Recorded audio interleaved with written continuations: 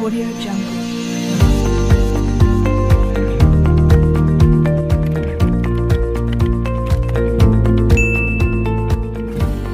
Audio Jungle.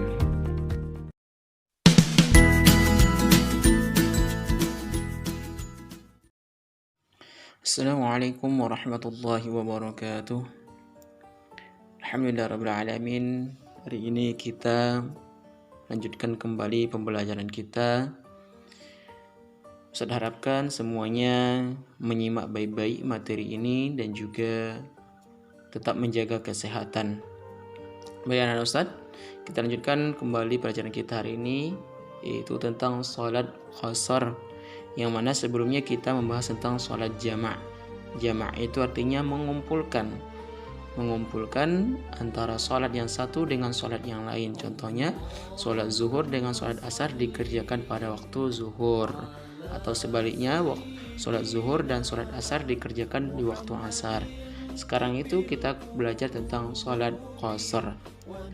Apa itu sholat qasar? Bagaimana dengan ketentuan sholat qasar? Ini yang akan kita bahas. Baik, Ustaz, pertama kita bahas tentang pengertian sholat qasar. Sholat qasar adalah sholat yang dipendekkan atau diringkas, yaitu melakukan sholat fardu dengan cara meringkas dari 4 rakaat menjadi 2 rakaat. Jadi anak Ustaz, sholat qasar itu adalah memendekkan rakaatnya atau meringkas jumlah rakaat sholatnya. Sholat yang boleh diringkas atau dipendekkan adalah sholat yang jumlah rakaatnya 4. Jadi ingat anak Ustaz, sholat yang boleh diqasar itu hanya sholat yang 4 rakaat, yaitu sholat zuhur, sholat asar, sholat isya. Berapa dipendekkan? Menjadi 2. Sholat zuhur menjadi 2 rakaat, asar 2 rakaat, isya 2 rakaat. Sholat maghrib tidak bisa diqasar, sholat subuh juga tidak bisa diqasar. Jadi sholat maghrib tetap dilaksanakan 3 rakaat, sholat subuh tetap dilaksanakan 2 rakaat. Hukum melaksanakan sholat qasar adalah mubah atau diperbolehkan. Artinya boleh-boleh saja jika syaratnya terpenuhi. Sholat qasar ini sebagaimana disebutkan dalam Al-Quran, surah An-Nisa ayat 101. Bismillahirrahmanirrahim. Wa idza darabatum fil ardi falaysa 'alaikum junahun an taqsuru minas shalah in khiftum ay yaftinakumul ladzina kafaru innal kafirina kanu lakum aduwwan mubina.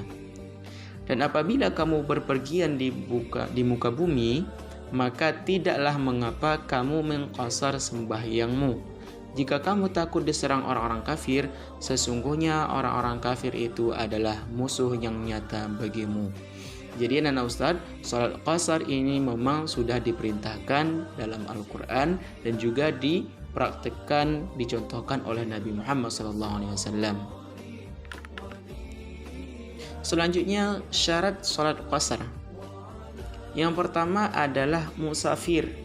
Musafir itu artinya melakukan perjalanan. Perjalanan ini minimal 85 km dan tujuannya adalah bukan tujuan maksiat.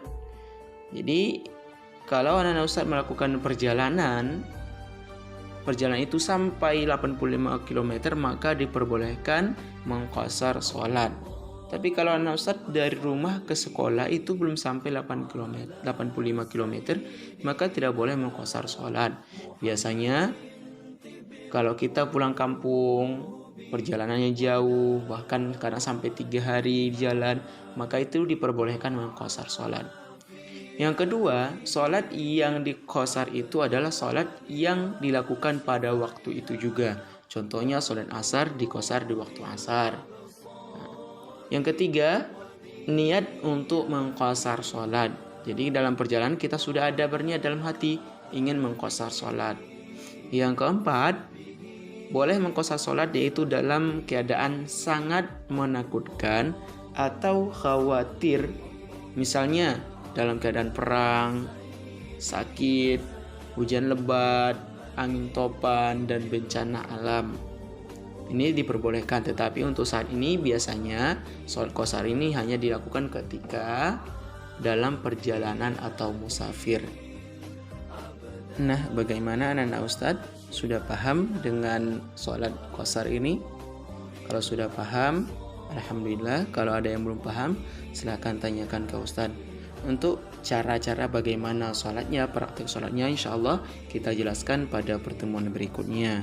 Mudah-mudahan kita dalam keadaan sehat walafiat tetap bisa belajar kembali. Terima kasih. Assalamualaikum warahmatullahi wabarakatuh.